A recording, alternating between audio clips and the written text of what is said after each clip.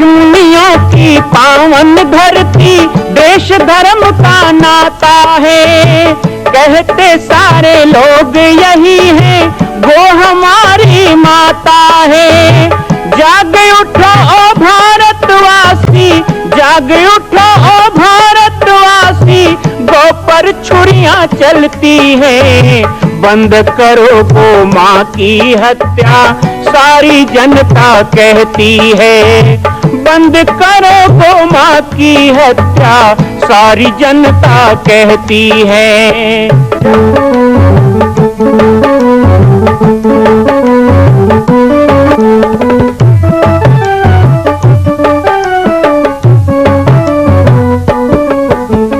जगह जगह पर बूचड़ खाना, लाखों गौएं कटती हैं। किसे सुनाए व्यथा हमारी, नैना नीर बहाती है। रक्षा करना गौ माता की,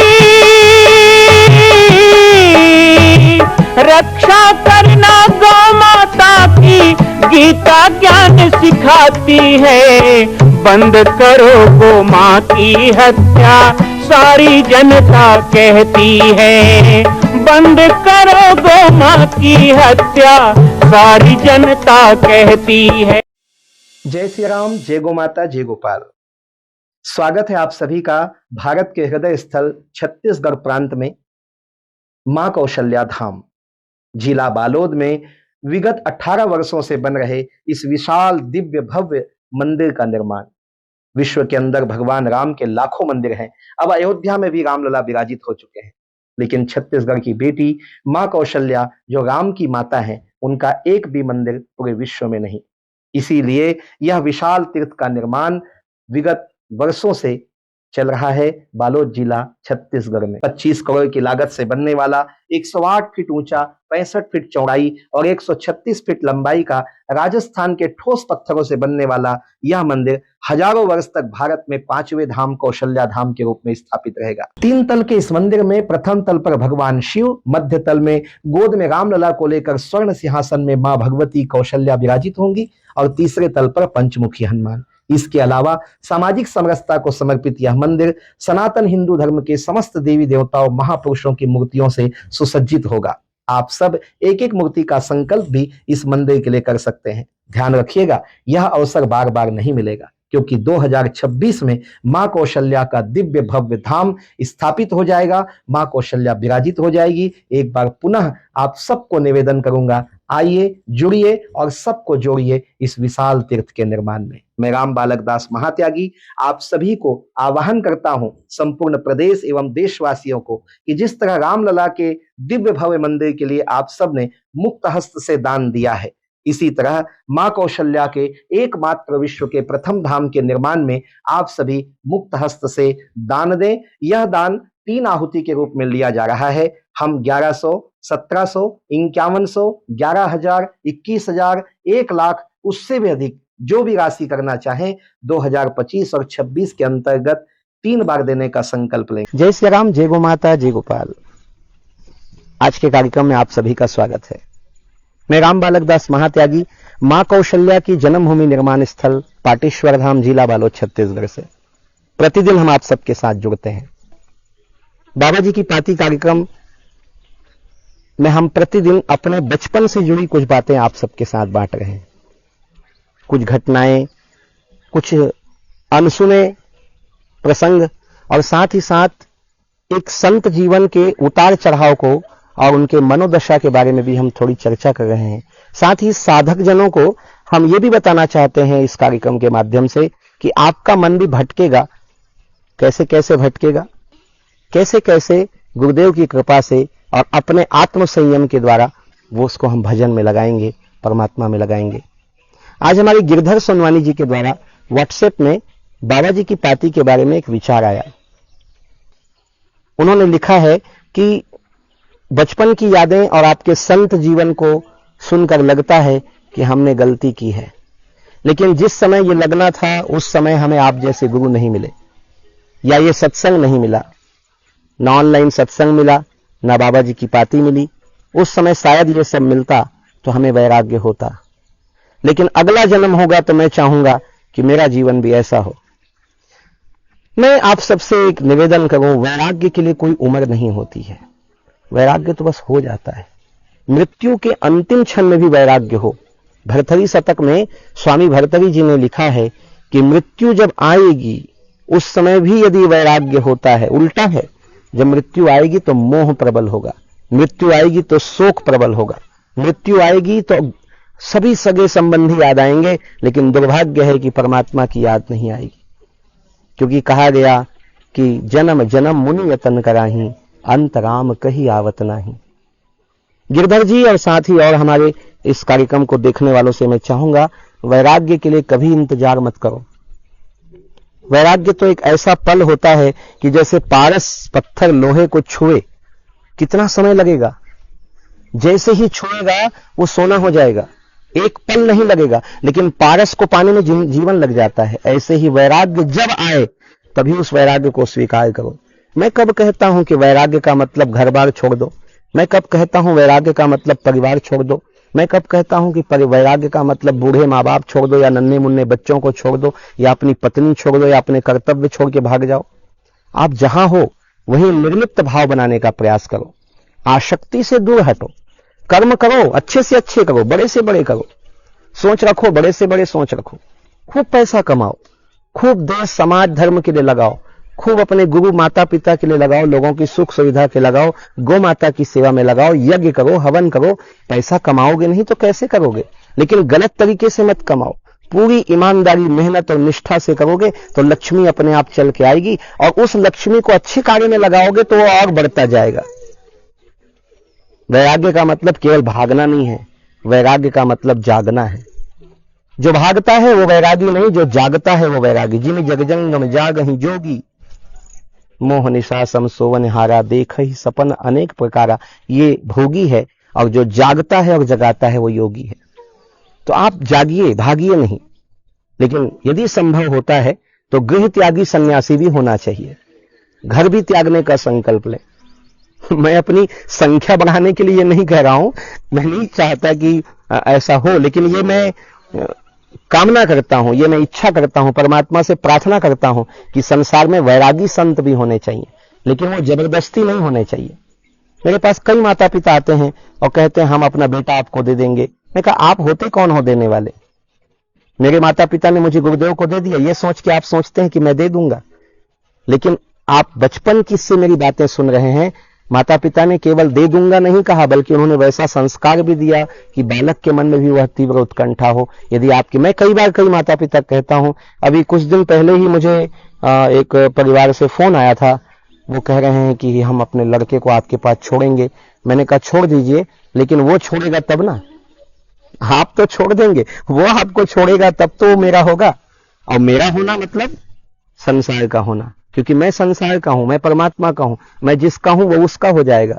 अभी अपने बच्चे को आपने अपना बना रखा है, उस पे आपने एक सिक्का ठोक रखा है, ये मेरा है, ये बुढ़ापे का सहारा है, जबकि आपको पता ही नहीं है कि वो किसका सहारा बनेगा, वो किसका बनेगा। तो वैराग्य के लिए बहुत अच्छा बात गिरधर जी आपने कहा, और ऐसे ही आपकी जिज्ञासाएं आएंगी, मैं उन पर चर्चा करूंगा। आइए आपको एक बचपन के ही प्रसंग पे जोड़ता हूं जो संत जीवन में मेरे साथ घटना घटी। तो ये तो होती है जीवन की उतार चढ़ाव और हमारे जीवन की मनोदशा। वैराग्य के बारे में कई प्रकार की भ्रांति लोगों की है, इसलिए मैंने कहा धीरे धीरे गुरुदेव के साथ और वन्य जीवों के साथ मेरी घनिष्ठता हुई। मैं आपको बता रहा था कि बचपन में महीने में एक बार लगभग जन्मभूमि से पत्र आता था, क्योंकि उस समय तो फोन मोबाइल का जमाना नहीं था। पहला पत्र जहां तक मुझे याद है कि होली के कुछ दिन बाद पिताजी के हाथ से लिखा हुआ पत्र आया, और स्वाभाविक है पत्र गांव में आया, गांव से फिर गुरुदेव को ला करके दिया गया। गुरुदेव ने पूरा पत्र पढ़ा और पूरा पत्र पढ़ने के बाद मुझे दिया। मुझे कहा कि बालकदास जी देखिए आपके पिताजी ने पत्र भेजा है और पढ़िए। पहला पत्र था, हाथ में लिया, जो सचमुच उस समय अपने प्रेमी का पत्र, अपने परिवार का परिचित का, मित्र का पत्र हाथ में लेते ही उसका चेहरा पत्र में दिखने लगता था। हम फिल्मों में देखते थे कि कोई चिट्ठी पढ़ रहा है तो उसका चेहरा उस चिट्ठी में दिख के वो बोल रहा है, ऐसा लगता था। आजकल फोन मोबाइल ने ये संबंधों को नीरस कर दिया है। जब मन लगे कोई भी किसी को फोन कर लेता है। बेटियों को इंतजार होता था कि मायके से पत्र आएगा या कोई मिलने आएगा। आजकल वो सब धीरे धीरे खत्म होते जा रहा है फोन मोबाइल के कारण। लेकिन वो पहला पत्र जब मैंने हाथ में लिया तो ऐसा लगा कि माता पिता बिल्कुल मेरे साथ खड़े हैं और मुझसे कुछ कह रहे हैं।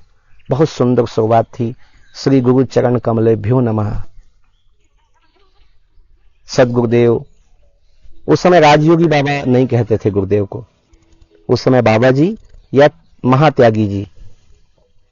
राजयोगी बाबा गुरुदेव का जो संबोधन है वो जब यहाँ देवासुर संग्राम अर्थात एक अलौकिक लड़ाई यहाँ पे हुई, एक यौगिक लड़ाई गुरुदेव की हुई दुष्ट शक्तियों के साथ, और उसमें जब उन्होंने विजय प्राप्त किया तब उनको राजयोगी बाबा के नाम से पुकारा गया। मेरा प्रयास होगा कि उन विषयों पर भी आप सबको आगे मैं बताऊंगा, लेकिन वो बचपन की यादें नहीं होंगी, वो एक योगी जीवन की घटनाएं होंगी। अभी बचपन की यादें में मैं इसी विषय को लेकर आगे बढ़ रहा हूं। पिताजी ने आगे लिखा था कि महात्यागी बाबा जी के चरणों में हम पति पत्नी दोनों का प्रणाम। यहां सब कुछ कुशल मंगल है और आशा करते हैं आप सभी भगवान की गोद में प्रसन्न होंगे, कुशल मंगल होंगे। साथ ही छोटे बाबा जी को प्रणाम। उन्होंने मेरे लिए लिखा, छोटे बाबा जी को प्रणाम और आप बहुत प्रसन्न होंगे। आप जो चाहते थे आपको वो मिल गया। सदगुरुदेव के चरणों में आप बचपन से जाना चाहते थे, आपको वो सभी प्राप्त हुआ। हम भी सौभाग्यशाली हैं कि हम आपके माता पिता के रूप में ये सौभाग्य प्राप्त कर रहे हैं, ये प्रसन्नता प्राप्त कर रहे हैं कि हम आपके माता पिता हैं। आपकी मैया भी आपसे कह रही हैं कि आप किधर भी ध्यान मत लगाइए। आप भजन में, आपको बचपन से सिखाया गया, आप भजन गाते थे कि कछु लेना न देना मगन रहना, गुरु के चरण में लिपट रहना। तो बालकदास जी, अब आपको वो सब मिल गया है। आप भी गुरुदेव के चरणों से लगे रहो। जो कुछ भी मिलेगा आपको गुरुदेव से ही मिलेगा। आपकी मैया कह रही हैं कि सब मोह माया है, सत्य जो है वहां आप पहुंच चुके हो, बस थोड़ी तपस्या और धीरज की आवश्यकता है, आपको जरूर परमात्मा मिलेंगे।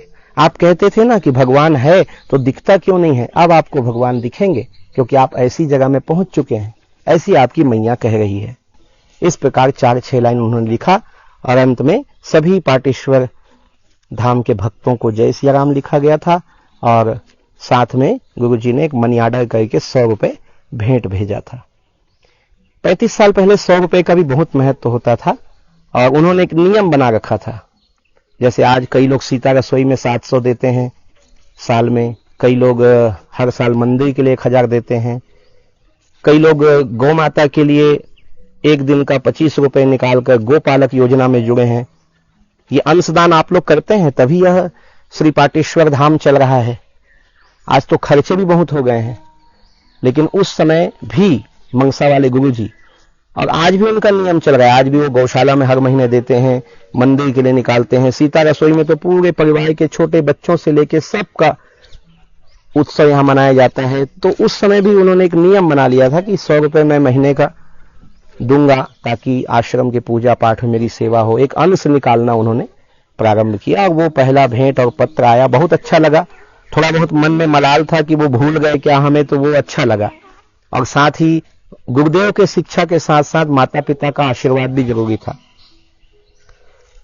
इसी बीच में गुरुदेव के पास दिल्ली से पत्र आया, तो गुरुदेव ने मुझे बताया कि मेरे गुरुदेव दिल्ली में रहते हैं, यानी मेरे दादा गुरु, और उनके बारे में मैं बहुत सुन रहा था। हालांकि मैंने देखा नहीं था, चित्र था गुरुदेव के पास, मैंने देखा था। गुरुदेव ने बताया और दिल्ली में रहते हैं। तो दिल्ली शब्द दिमाग में आते ही ना बड़ा अलग अनुभूति होता था कि मैं दिल्ली जाऊंगा, दादाजी मुझे मिलेंगे, मुझे बहुत प्रेम करेंगे, मैं इतना छोटा सा साधु हूं। तो गुरुदेव भी कहते थे तुम्हें देखते ही वो उछल जाएंगे, देखते ही खुश हो जाएंगे।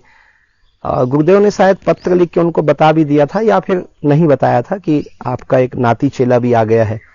तो बड़ा मन में इच्छा था। पत्र आया दिल्ली से, गुरुदेव ने मुझे दिखाया कि देखो दिल्ली से पत्र आया, उसमें लिखा था प्रिय राम जानकी दास, गुरुदेव का नाम, प्रिय राम जानकी दास, हरिद्वार कुंभ है, खूब सारा माल पानी कंद मूल लेकर के और 2 महीने के लिए कुंभ में आओ सेवा देने। इस प्रकार उन्होंने पत्र लिखा था। रामकृष्ण दास महात्यागी, रामलीला मैदान, हनुमान वाटिका, दिल्ली। तो हरिद्वार कुंभ की सूचना आ चुकी थी और देखिए मेरा सौभाग्य, दीक्षा हुई उसके 3 महीने बाद हरिद्वार कुंभ था, अर्थात चैत्र बैसाख में। मन में बड़ा उल्लास था कि अब हरिद्वार कुंभ जाएंगे। मेरी खुशी थी कि हरिद्वार कुंभ जाऊंगा, गुरुदेव की खुशी थी कि इस बच्चे को मैं सबसे मिलाऊंगा, सबका इसको प्यार मिलेगा, और साथ ही साथ उनकी एक बहुत बड़ी समस्या हल होने वाली थी। वो ये कहते थे कि शायद हरिद्वार कुंभ में जाएगा तो ये जल्दी सोना बंद करेगा, थोड़ा जागेगा। तो ये कुछ होने लग गई थी बातचीत, और इस तरह धीरे धीरे आश्रम के कुछ बालपन की घटनाओं से मैं विदा लूंगा और आप सबको सीधे अब हरिद्वार कुंभ की स्मृतियों से जोड़ूंगा। 1986 के हरिद्वार मेरे जीवन का पहला कुंभ, 36 साल पहले का कुंभ। तो कल पुनः जुड़ेंगे उस स्मरण के साथ, संस्मरण के साथ। आप सबकी जिज्ञासाओं का मुझे इंतजार रहेगा। आप सभी लोग मुझे व्हाट्सएप नंबर पर लिखकर भेज सकते हैं। मेरा व्हाट्सएप नंबर नीचे चल रहा है। और बहुत जल्दी बचपन की यादें कार्यक्रम की एक पत्रिका भी पुस्तक के रूप में छपेगी, जो घरों में रहे और आप लोग कभी भी उसे पढ़ सकें। बहुत अच्छा लग रहा है आप सबके साथ संस्मरण बांटकर। मैं बचपन की यादें में हरिद्वार कुंभ की यादों को भी जोड़ लूंगा और ये क्रम आगे चलता रहेगा। सभी के स्नेह के लिए सबको धन्यवाद, आभार। जय सिया राम, जय गो माता, जय गोपाल। मां कौशल्या के धाम का निर्माण प्रारंभ हो चुका है, अब 2026 में पूर्ण होने वाला है। अरे अंगद हनुमान नहीं तो गिलहरी तो बनिए। एक छोटा सा संकल्प आप अपने मां भगवती के लिए नहीं कर सकते हैं? यदि आप राम भक्त हैं तो मैं चाहूंगा कि मां कौशल्या के धाम के निर्माण के लिए आप अपने जीवन का एक अंश जरूर समर्पित करें। आइए हमारे नीचे चल रहे व्हाट्सएप नंबर और अकाउंट डिटेल पर संपर्क करके अपने जीवन का एक अंश लगाकर आप भी पुण्य के भागी बने। मैं राम बालक दास महात्यागी, मां कौशल्या धाम, जिला बालोद, छत्तीसगढ़ से। मां कौशल्या की पावन जन्मभूमि छत्तीसगढ़ प्रांत में बालोद जिला में स्थित है श्री सर्वसिद्ध शक्तिपीठ जामड़ी पाटेश्वर धाम। परम पूज्य सद्गुरुदेव राजयोगी बाबा जी की तपस्थली श्री पाटेश्वर धाम और विश्व के अद्वितीय मां कौशल्या जन्मभूमि मंदिर निर्माण का दर्शन करने और इसी प्रकार समसामयिक विषयों पर अपना ज्ञान वर्धन करने के लिए और 10,000 गायों के लिए बनने वाले श्री हनुमान नंदीशाला गो अभ्यारण्य का समाचार प्राप्त करने के लिए आप सभी देखते रहें YouTube चैनल पर, और हमारे चैनल को आप सभी सब्सक्राइब करें, घंटी का बटन दबाएं ताकि आप सूचनाओं से जुड़े रह सकें। जय श्री राम, जय गो माता, जय गोपाल।